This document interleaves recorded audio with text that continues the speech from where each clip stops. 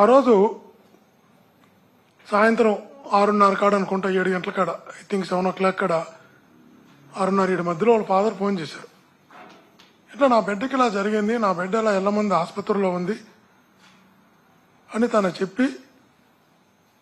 చెప్పినప్పుడు ఎక్కడో 80 కిలోమీటర్లు ఉన్న ప్రాంతానికి, తలకోన దగ్గరది ఉన్న ప్రాంతానికి హుటాహుటిన 7 గంటలకంత 7:15 బయలుదేరి అడావుడిగా వెళితే ఆ బిడ్డకు వైద్యం ఇవ్వాల్సిన రూమ్లో డాక్టర్లను బయట పెట్టి పోలీస్ సిబ్బంది విచారిస్తున్నారు.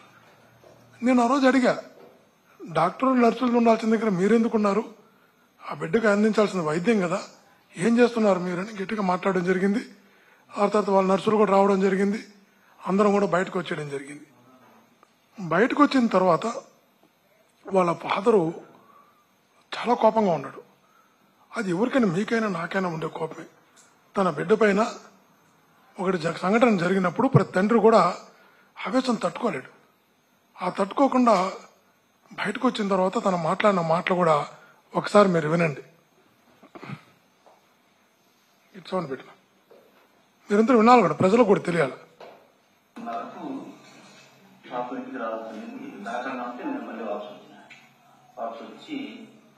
చూస్తే పడతాడు అప్పుడు టైం అయిపోయింది. అందుకని మళ్ళీ నేను ఇంటికి పోతా ఉంటా.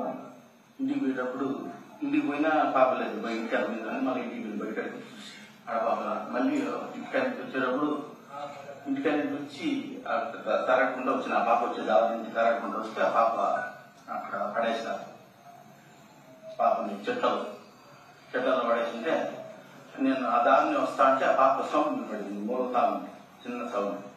అప్పుడు పోయి నేను తెచ్చిన పాపను ఎత్తుకొని హాస్పిటల్కి వచ్చి మళ్ళీ ఆయన ఫోన్ చేసి ఇంటికి వచ్చిన హాస్పిటల్కి బండిలో తీసుకొని వచ్చిన. అసలు ఎవరనేది తెలియలేదు సార్. పిల్లల పాప కూడా గుర్తుపట్టలేదు. ముతికి గుడలు కట్టుకున్నాడు. అందరూ బయటలో వచ్చినారు. పాపను పట్టుకుని మాత్రం గుర్తుంది అంట. ఆ పాపకి ఏదో తాకినారు, మళ్ళీ ఏం గుర్తులేదు.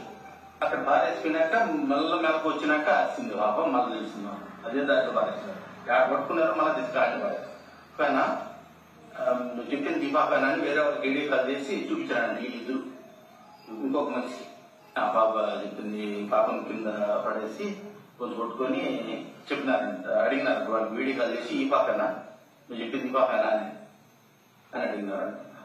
అది నా పేరు రమణ కొత్తమాది.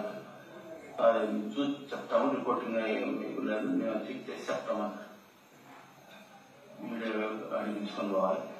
తెలియదు కావాలంటే మీరు గవర్నమెంట్ హాస్పిటల్ వెళ్ళిపోండి. కట్టు మీద తన్ని గట్టిగా కత్తి తీసుకొని కోసినారు. కట్టు మీద ఇలా కోసినారు. చాకు దెబ్బలు కూడా ఉన్నాయి. కట్టు మీద తన్నారు. అప్పుడు ఆక్సిజన్ ఏదో తాకినారు మొత్తానికి. అసలు మధ్య లేదంట. మన ఒక గంట దాకా ఆ బాబు మనసులో రాలేదు. తాగినాక ఏమి తాగుతున్నారో తెలియదు. ఆ తాకన్నా ఉంటేనే పాప తగ్గింది కడుపు మీద. ఏదో మాత్ర వేసి నెలలో తాకున్నారు. మాత్ర వేసి నెలలో అది దంచి నెలలో బాటిల్లో వేసి ఆ బాటిల్ తాగినారు బలంతంగా. ఆ బాటిల్ తాకన్నా ఉంటే కడుపు మీద తన్నారు. ఆ బాబు కడుపు మీద తన్ని ఆ సూర్యకునికి కోసిన కత్తి తీసుకొని చంపేస్తాం.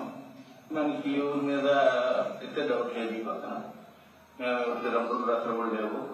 కాకపోతే ఊరి దిగాలి. అది కావాల్సింది ఏం కావాలన్నా బాయితో కూడా వాళ్ళు బయసనం కానీ చేస్తున్నారు.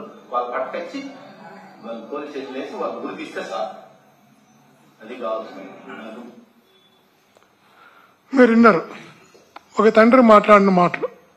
నాకు బగిసానం అయినా పర్వాలేదు, బగిసానం అంటే మాకు చిత్తూరు భాష, బగిసానం అంటే పరువుపోయినా పర్వాలేదు, వానైతే ఉరి తీయాల్సిందే. నా బిడ్డని ఇలా కాలుతో తన్నాడు, ముందు దాపి పాపం. నిజంగా కూడా ఒక తండ్రి ఆవేదన మీరు విన్నారు. ఇది ఇలా జరిగింది. గట్టిగా మనం కూడా మాట్లాడడం జరిగింది. అక్కడున్న అధికారులతో ఆ బిడ్డకి మెరుగైన వైద్యం అందించాలి, ఇక్కడ పెట్టుకొని ఉంటే ఎట్లని గట్టిగా రిక్వెస్ట్ చేసి ఆ బిడ్డని తిరుపతికి మెరుగైన వైద్యం కోసం తిరుపతికి తీసుకురావడం జరిగింది. తెల్లారు 1 గంటకు 1:30కు మెరుగైన వైద్యం అందించమని డాక్టర్లు కూడా విజ్ఞప్తి చేయడం జరిగింది. 1:30కి డాక్టర్లు ట్రీట్మెంట్ స్టార్ట్ చేసిన తర్వాత మేము ఇంటికి వెళ్ళి స్నానం చేసి నేను ఒంగోలుకి వెళ్ళిపోయినా. ఆ రోజు ఒంగోలులో నాకు పార్టీ మీటింగ్ ఉంది, అఫీషియల్ మీటింగ్ ఉంది. తెల్లారుతూ 9 గంటలకంతా 9:10 ఒంగోలుకి వచ్చి ఒంగోలు మా మీటింగ్ సాయంత్రం ఒంగోలు ఉండిపోయినా. నేను ప్రెస్తో మాట్లాడాలా, సోషల్ మీడియాలో మాట్లాడాలా, పబ్లిక్ లో మాట్లాడాలా, ఆ బిడ్డ గురించి మాట్లాడాలా, ఆ సంఘటన గురించి మాట్లాడాలా. నా వాయిస్ ఎక్కడ లేదు, ఎవరైనా నా వాయిస్ చూపించమని చెప్పండి. ఆ సంఘటన గురించి కానీ ఆ బిడ్డ గురించి కానీ నేను మాట్లాడుంటే నా వాయిసే లేదు, నేను మాట్లాడలేదు. నేను తిరుపతిలో కూడా అమ్మాయిని అడ్మిట్ చేసి ఒంగోలుకి వచ్చేసిన. ఎందుకు పెట్టారు పోక్సా కేసు, ఎందుకు పెట్టారు అట్రాసిటీ కేసు, ఎందుకు పెట్టారు ఐటీ కేసు, ఎందుకు పెట్టారు 11 సెక్షన్లు? దీంట్లో ఒక తమాషా అంశం ఇంకోటి ఏంటంటే, నాగార్జున రెడ్డి అని అక్కడ మండల పార్టీ అధ్యక్షుడు వైఎస్ఆర్ కాంగ్రెస్, తన బిడ్డని ఆసుపత్రికి తీసుకెళ్ళి